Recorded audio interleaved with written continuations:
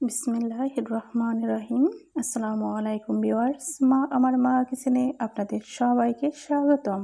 চলে এলাম নতুন একটি দুর্দান্ত স্বাদের ইউনিক রেসিপি নিয়ে। আজকে আপনাদের সাথে শেয়ার করব কিভাবে ইস্ট দিয়ে খুব সহজেই এরকম একটি দুর্দান্ত স্বাদের নাস্তা তৈরি করা যায় এই রেসিপিটি। তো এই দুর্দান্ত স্বাদের নাস্তা রেসিপিটি দেখার জন্য প্রথম থেকে শেষ পর্যন্ত আমার সাথেই থাকুন, দেখতেই থাকুন। ইনশাল্লাহ ভালো লেগে যাবে। ভিডিওটি দেখার শুরুতে অবশ্যই একটি লাইক দিয়ে ভিডিওটি কন্টিনিউ করবেন।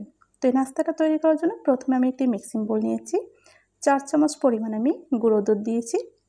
এখন আমি 1 কাপ পরিমাণে উষ্ণ গরম পানি দিয়ে একটি চামচ দিয়ে ভালো করে নেড়েচেড়ে মিশিয়ে নিয়েছি। যখন মেশানো হয়ে গিয়েছে ওই মুহূর্তে আমি অ্যাড করে দিচ্ছি 1 চামচ পরিমাণে ইস্ট।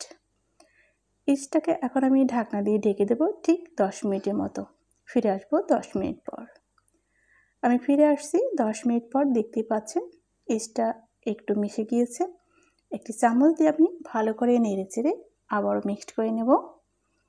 ভিউয়ার্স, অবশ্যই আপনারা প্রথম থেকে শেষ পর্যন্ত ভিডিওটি দেখবেন, কিন্তু টানাটানি না করে। তো যখন মিক্সড করা হয়ে যাবে ওই মুহূর্তে আমি দিয়ে দিচ্ছি 1 কাপ পরিমাণে ময়দা, দিয়ে দিচ্ছি হাফ কাপ পরিমাণে চিনি। এখন আমি অ্যাড করে দিচ্ছি স্বাদ মতো লবণ, 2 থেকে 3 ফোঁটা পরিমাণে কালার ফুড। এখানে আমি অরেঞ্জ কালারটা ব্যবহার করেছি। হাত দিয়ে মাখিয়ে ঠিক এই রকম আমি একটি পর্যায়ে নিয়ে এসেছি। এখন আমি অ্যাড করে দেব একটি ডিম। দেখতে পাচ্ছেন এখন আমি হাত দিয়ে মেখে খুব সুন্দর একটি নরম ডো তৈরি করে নেব। তো ডো আমার রেডি হয়ে গিয়েছে। এখন আমি ঢাকনা দিয়ে ঢেকে দেব ঠিক 30 মিনিটের মতো।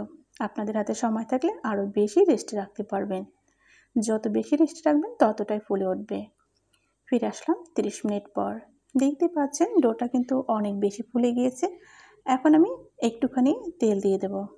তো 2 চামচ পরিমাণে রান্নার রেগুলার সয়াবিন তেল দিয়ে দিচ্ছি। এরপর আমি ভালো করে মেখে এর ভিতর থেকে বাতাসটা বের করে এরকম একটি ডো তৈরি করে নিয়েছি। এখন আমি নাস্তাটা তৈরি করব। তো প্রথমে এখানে আমি কিছুটা ডো হাতে নিয়ে নেব। তো এর জন্য আমি হাতে একটু তেল লাগিয়ে নিয়েছি যাতে আমার নাস্তাটা তৈরি করা সহজ হয়। তো এটা দেখতেই পাচ্ছেন আমি একটি বলের মতো খুব সুন্দর করে, দেখতেই পাচ্ছেন একদম কিন্তু একটা বলের মতো তৈরি হয়ে গেছে। এরপর আমি লম্বালম্বি একটু হাত দিয়ে ভালো করে ঘুরিয়ে নিচ্ছি। দেখতেই পাচ্ছেন নাস্তাটা কিন্তু খুব সহজেই তৈরি হয়ে গেছে। এরকম আমি সব নাস্তাগুলো তৈরি করে নেব। এগুলো ভাজার জন্য চুলায় একটি প্যান বসিয়ে পর্যাপ্ত পরিমাণে সয়াবিন তেল দিয়ে আমি কিন্তু উষ্ণ গরম করে নিয়েছি।